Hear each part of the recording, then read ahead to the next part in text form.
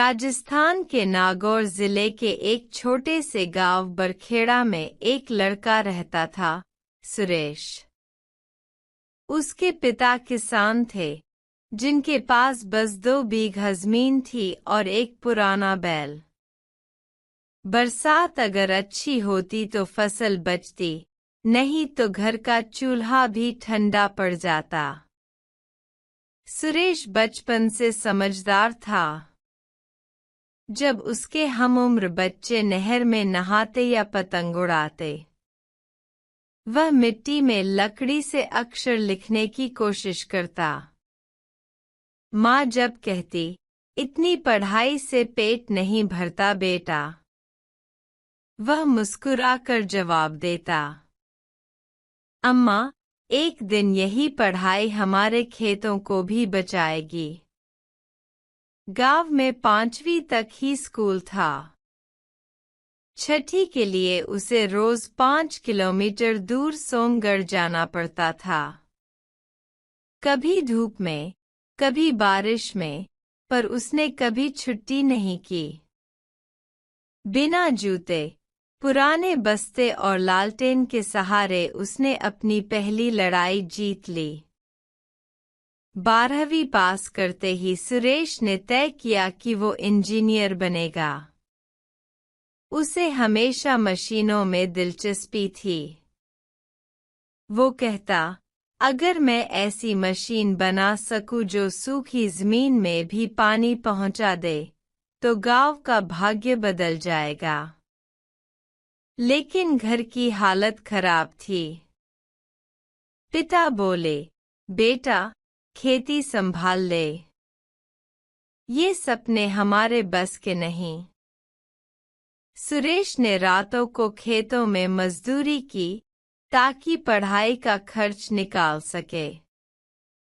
दिन में पढ़ाई, रात में काम, यही उसकी जिंदगी बन गई। पहली बार में इंजीनियरिंग एग्जाम में असफल हुआ। गांव के लोगों ने ताने दिए, किताबों से पेट नहीं भरता। लेकिन सुरेश ने ठान लिया, अभी नहीं तो कभी नहीं। दूसरे साल फिर असफल हुआ, लेकिन उसने तीसरी बार भी हार नहीं मानी। तीसरी कोशिश में उसने राज्य में तीसरा स्थान प्राप्त किया। गांव में जब परिणाम आया, लोग विश्वास ही नहीं कर पाए। पिता की आंखों में आंसू थे। उन्होंने कहा, बेटा, तूने मिट्टी का मान रख लिया। सुरेश अब जयपुर के एक बड़े इंजीनियरिंग कॉलेज में दाखिल हुआ। पहली बार उसने पक्का रास्ता, बिजली की लाइटें और अंग्रेजी बोलते लोग देखे। पर उसके पास पैसे नहीं थे। वह कैंटीन में बर्तन धोता, ताकि अपनी किताबें खरीद सके। क्लास में जब शिक्षक अंग्रेजी में पढ़ाते, तो उसे आधा भी समझ नहीं आता। लोग उसका मजाक उड़ाते, गांव से आया है, कुछ नहीं जानता। वह हर अपमान को ईंधन बना लेता था। रात को लाइब्रेरी में बैठकर नोट्स बनाता, अंग्रेजी शब्दकोश से हर शब्द सीखता।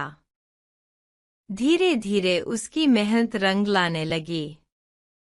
तीसरे साल में उसने एक ऐसा सोलर वाटर पंप सिस्टम बनाया, जो सूरज की रोशनी से खेतों में पानी पहुंचा सकता था।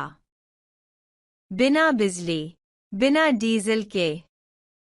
प्रोजेक्ट ने राज्य सरकार का पुरस्कार जीता और सुरेश को 1 लाख रुपए का इनाम मिला।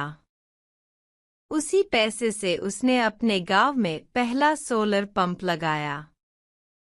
गांव की सूखी जमीन में पहली बार फसल लहराई।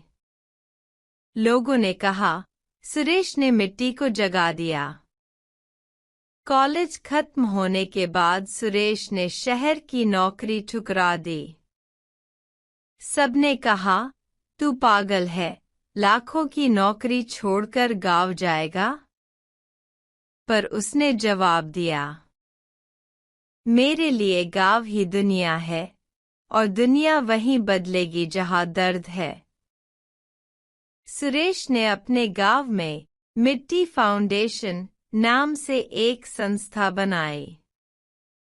वह गाँव-गाँव जाकर बच्चों को पढ़ाता, किसानों को बताता कि विज्ञान से खेती कैसे सुधर सकती है। उसने अपने सोलर पंप को और सस्ता बनाया ताकि हर किसान उसे खरीद सके। 3 साल में 50 से ज्यादा गांवों में पानी पहुंचा।